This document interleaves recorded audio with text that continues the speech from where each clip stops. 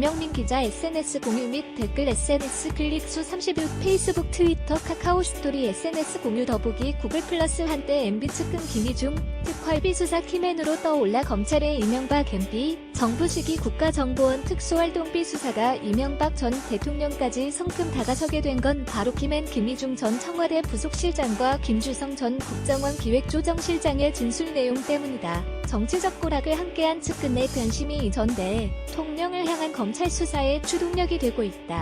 김 전 부속실장은 최근 검찰 조사 과정에서 김백준 구속 전 청와대 총무기획관에게서 1억 원을 받아 이 전 대통령에게 보고했다고 진술했다. 또 2011년 10월 이 전 대통령의 미국 순방 직전 달러로 한전한 국정원 특수활동비를 이 전 대통령 측에 전달했다고도 했다.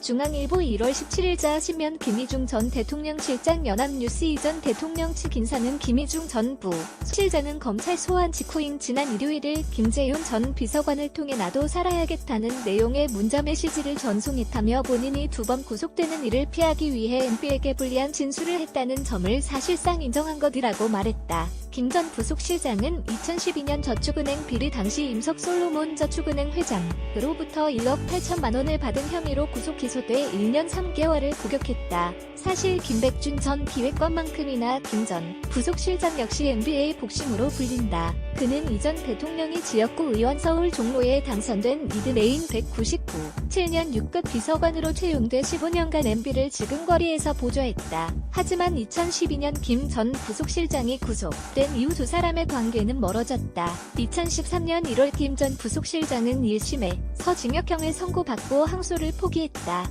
혹시나 MB가 자신을 사면해주지 않을까 하는 기대감에서였다고 한다. 그러나 MB 퇴임 직전인 2013년 2월의 특별사면 명단에 그는 포함되지 않았다.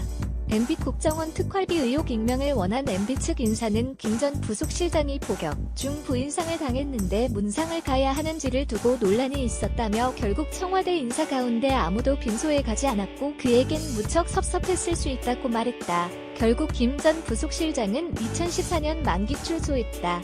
이 전 대통령의 친형 이상득 전 국회부회장의 측근인 김주성 전 기조실장의 검찰 진술 내용도 MB 입장에선 뼈아프다. 그는 검찰에서 년 4월께 국정원 예산관을 시켜 1만 원권 현금 1억 원을 김백준 전 기획관에게 전달했다. 이 전 대통령의 집무실에 찾아가 국정원 돈이 청와대로 전달될 경우 사고가 날 수 있다고 직보했다는 등의 결정적 진술을 했다. 김영민 기자 브래드 킴 제2 은강 고 K